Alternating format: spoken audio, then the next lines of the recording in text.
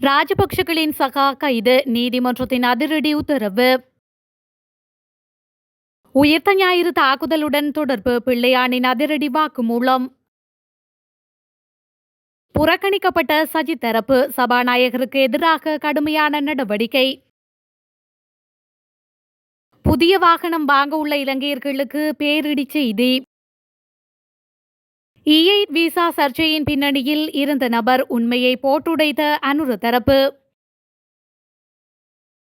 சொத்துக்களை விற்கும் இலங்கை மக்கள், ஆய்வில் வெளியான அதிர்ச்சி தகவல்.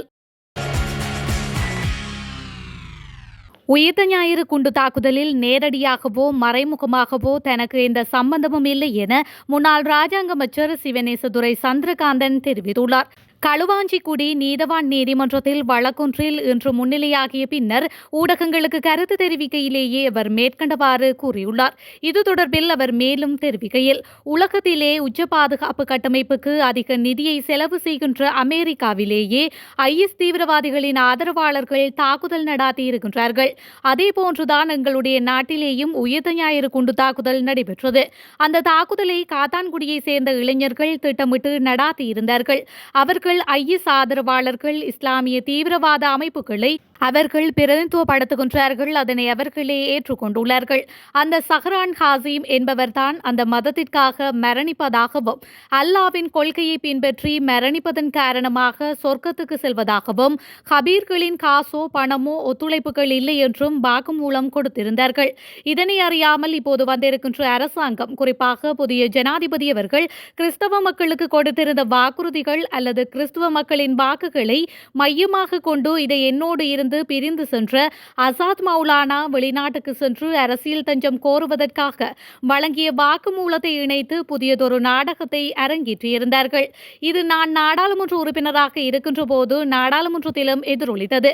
அந்த நேரத்திலிருந்து ஜனாதிபதி அவர்கள் ஒரு இஸ்லாமிய குடிமகனாக இருந்த ஓய்வு பெற்ற இமாம் எனும் நீதியரசரை அந்த விசாரணை குழுவின் தலைவராக நியமித்திருந்தார். அந்த குழுவினுடைய பரிந்துரையிலேயே மிகவும் தெளிவாக குறிப்பிடப்பட்டிருந்த இந்த விடயம் உயிர்த்த ஞாயிறு குண்டு தாக்குதல் தொடர்பில் பிள்ளையானுக்கோ ஏனையவருக்கோ சம்பந்தம் இல்லாத விடயம் என தெளிவாக கோடிட்டு காட்டப்பட்டிருந்தது. இருந்தபோதிலும் புதிய அரசாங்கம் அதனை குற்றப்புலனாய்வு திணைக்களத்திடம் விசாரணைக்கு கொடுத்திருக்கின்றது. நான் அந்த விசாரணைக்கு ஒத்துழைப்பு வழங்கியிருந்தேன், வாக்குமூலம் வழங்கியிருக்கின்றேன். அந்த வாக்குமூலத்தை வைத்து அவர்கள் என்ன செய்வார்கள் என்பது எனக்கு தெரியாது. இந்த நிலையில் நான் நாட்டிலிருந்து தப்பி செல்வேன் என்ற அடிப்படையில் எனது கடவுச்சீட்டை கூட தடை செய்து வைத்திருக்கின்றார்கள். எனவே மக்களுக்கு நான் தெளிவாக கூறுகின்றேன், நான் இதிலே நேரடியாகவோ மறைமுகமாகவோ சம்பந்தப்படாதவன். நான் ஒரு ஆயுத போராட்டத்தில் இருந்தேன் என்பதற்காக, என் மீது கரை சாற்றுவதற்காக, என்னுடைய பெயரை அசிங்கப்படுத்துவதற்காக, எங்களுடைய அரசியலை இல்லாமல் செய்வதற்காக அரசாங்கமும் இன்னும் சிலரும் செயல்பட்டார்கள் என்று அவர் மேலும் தெரிவித்துள்ளார். கைது செய்யப்பட்ட ரஷ்யாவிற்கான முன்னாள் இலங்கை தூதுவரும் ராஜபக்ஷகளின் ஒன்றுவிட்ட சகோதரருமான உதயங்க வீரதுங்க எதிர்வரும் 17ஆம் திகதி வரை விளக்கமறியலில் வைக்கப்பட்டுள்ளார். அயலவர் ஒருவரை தாக்கிய சம்பவம் தொடர்பில் கைது செய்யப்பட்ட சந்தேக நபர் இன்று நீதிமன்றில் முற்படுத்தப்பட்டதை அடுத்து இந்த உத்தரவு பிறப்பிக்கப்பட்டுள்ளது. ரஷ்யாவுக்கான முன்னாள் இலங்கை தூதுவரும் ராஜபக்ஷகளின் ஒன்றுவிட்ட சகோதரருமான உதயங்க வீரதுங்க கைது செய்யப்பட்டுள்ளார். குறித்த கைது நடவடிக்கையானது மெரிகான காவல்துறையினரால் இன்று மேற்கொள்ளப்பட்டுள்ளது. அயல் வீட்டில் வசிக்கும் நபர் ஒருவரை தாக்கி காயப்படுத்திய குற்றச்சாட்டின் பேரில் இவர் கைது செய்யப்பட்டுள்ளார். இந்த நிலையில் சந்தேக நபரான உதயங்க வீரதுங்கவை இன்றைய தினம் நீதிமன்றில் முன்னிலைப்படுத்த காவல்துறையினர் நடவடிக்கை எடுத்து வருகின்றனர்.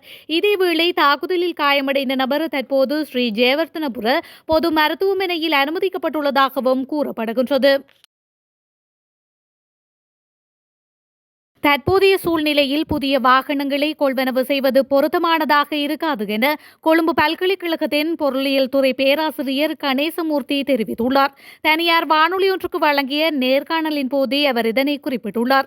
இதன்போது அவர் முன்னதாக வாகன இறக்குமதி நிறுத்தப்பட்ட பின்னர் இலங்கையில் இருக்கின்ற வாகனங்களின் விலை பல மடங்கு அதிகரித்தது என குறிப்பிட்டுள்ளார்.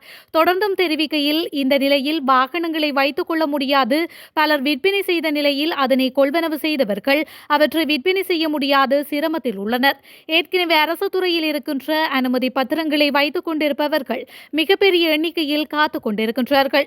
இவ்வாறான நிலையில் எந்த கட்டுப்பாடும் இல்லாமல் வாகன இறக்குமதியை அனுமதிக்குமாக இருந்தால் டாலரின் வெளிப்பாய்ச்சல் மிகப்பெரிய அளவில் இடம்பெற வாய்ப்புள்ளது எனவும் சுட்டிக்காட்டியுள்ளார். இந்தியாவில் சிவப்பு பச்சை அரிசி கிடைக்காததால் அங்கிருந்து அரிசியை இறக்குமதி செய்வதற்கான முயற்சிகள் தோல்வியடைந்ததாக வர்த்தக விவகார, உணவு பாதுகாப்பு மற்றும் கூட்டுறவு மேம்பாட்டு அமைச்சர் வசந்த சமரசிங்க தெரிவித்துள்ளார். உள்ளூர் சந்தையில் ஏற்பட்டுள்ள பற்றாக்குறையை சமாளிக்க சிவப்பு பச்சை அரிசியை இறக்குமதி செய்ய இந்திய உயர்ஸ்தானிக ரகம் மற்றும் இந்திய விநியோகஸ்தர்களுடன் அரசாங்கம் கலந்துரையாடியதாக தெரிவித்துள்ளார். எனினும் அந்த முயற்சி தோல்வியடைந்ததாக அமைச்சர் நாடாளுமன்றத்தில் தெரிவித்துள்ளார். நாட்டில் உள்ள ஆலைகளிலும் சிவப்பு பச்சை அரிசி கிடைக்கவில்லை என குறிப்பிட்டுள்ளார். எனினும் நிலைமையை எப்படியாவது சமாளிக்க முயற்சிகள் மேற்கொள்ளப்பட்டு வருவதாகவும் அமைச்சர் கூறியுள்ளார். ஜனாதிபதி தேர்தலுக்கு முன்னர் முந்தைய அரசாங்கத்தால் சிவப்பு அரிசியை இலவசமாக விநியோகித்தது பற்றாக்குறையை அதிகப்படுத்தியுள்ளது. இந்த நிலையில் பியர் உற்பத்தி தொழில், கோழி பண்ணைகள், அலங்கார மீன் வளர்ப்பு தொழில் மற்றும் அரிசி மாவுக்கும் அரிசி பயன்படுத்தப்படுகின்றது என்றும் அமைச்சர் மேலும் சுட்டிக்காட்டியுள்ளார்.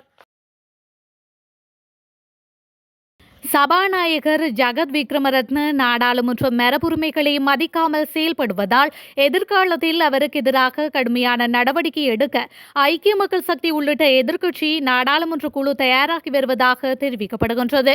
நாடாளுமன்ற மற்றும் நாடாளுமன்ற குழுக்களில் இடங்களை அமைப்பதில் கடுமையான சிக்கல்கள் இருப்பதாக எதிர்க்கட்சித் தலைவர் சஜித் பிரேமதாச உள்ளிட்ட ஐக்கிய மக்கள் சக்தி நாடாளுமன்ற உறுப்பினர்கள் குழு சபாநாயகர் ஜகத் விக்ரமரத்னவுடன் கலந்துரையாடியுள்ளது.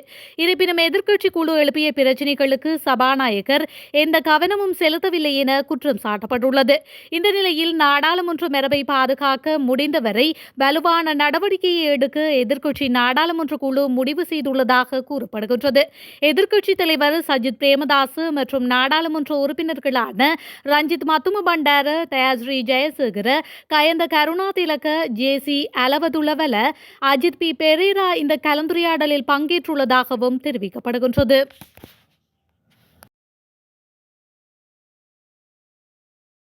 கொரிய வேலைவாய்ப்புகளுக்கான E8 விசா வகைக்காக முன்னாள் வெளிநாட்டு வேலைவாய்ப்பு அமைச்சர் மனுஷன் ஆணையக்கார கையெழுத்திட்ட ஒப்பந்தம் ஒரு சட்டவிரோத ஒப்பந்தம் என வெளியுறவு மற்றும் வெளிநாட்டு வேலைவாய்ப்பு அமைச்சர் விஜித ஹேரத் தெரிவித்துள்ளார். குறித்த விடயத்தை நேற்றைய நாடாளுமன்ற அமர்வின் போது அவர் குறிப்பிட்டுள்ளார். முன்னாள் வெளிநாட்டு வேலைவாய்ப்பு அமைச்சர் மனுஷன் ஆணையக்கார கொரியாவின் வாண்டோ கவுண்டியின் மேயருடன் ஒப்பந்தத்தில் கையெழுத்திட்ட போது அதனை வாசித்து கூட பார்க்கவில்லை என்றும் அமைச்சர் விஜித கூறியுள்ளார். இவ்வாறானதொரு பின்னணியில் சட்டவிரோதமாக கையெழுத்திடப்பட்ட இந்த ஒப்பந்தத்தின் கீழ் இலங்கை இளைஞர்களை கொரியாவிற்கு அனுப்புவதற்காக இனி எந்த வாய்ப்பும் இல்லை என்றும் அமைச்சர் வலியுறுத்தியுள்ளார். அத்தோடு சம்பந்தப்பட்ட ஒப்பந்தம் பாகிஸ்தானுக்காக தயாரிக்கப்பட்ட ஒப்பந்தம் என்றும் ஒரு தொழிலாளி ஏதேனும் துன்பத்தை சந்தித்தால் பணம் செலுத்தும் இடம் பாகிஸ்தான் என்று குறிப்பிடப்பட்டுள்ளதாகவும் அமைச்சர் குறிப்பிட்டுள்ளார். நாட்டின் சில மாவட்டங்களில் நடாத்தப்பட்ட ஆய்வில் தங்க ஆபரணங்களை அடகு வைத்தும் சொத்துக்களை விற்றும் மக்கள் தங்கள் உணவு தேவையை பூர்த்தி செய்வதாக ஆய்வொன்றில் அதிர்ச்சி தகவல் வெளியாகியுள்ளது. அத்துடன் 32% குடும்ப அலகுகள் தங்கள் உணவு தேவையை பூர்த்தி செய்ய கடன் வாங்குவதாக தெரியவந்துள்ளது. உணவு அடிப்படையிலான தகவல் மற்றும் செயல் வலையமைப்பு நடாத்திய ஆய்வில் இந்த தகவல் தெரியவந்துள்ளது. அமெரிக்கா லாஸ் ஏஞ்சல்ஸ் பகுதியில் ஏற்பட்ட காட்டுத்தீ காரணமாக குறைந்தது 10 பேர் இறந்துள்ளதாக லாஸ் ஏஞ்சல்ஸ் மாநில மருத்துவ பரிசோதகர் துறை தெரிவித்துள்ளது. அமெரிக்காவின் கலிபோர்னியா மாகாணம் லாஸ் ஏஞ்சல்ஸ் நகரில் சமீபத்தில் பயங்கர காட்டுத்தீ ஏற்பட்டுள்ள நிலையில் இந்த காட்டுத்தீயானது வரலாறு காணாத பேரழிவை ஏற்படுத்தியுள்ளது.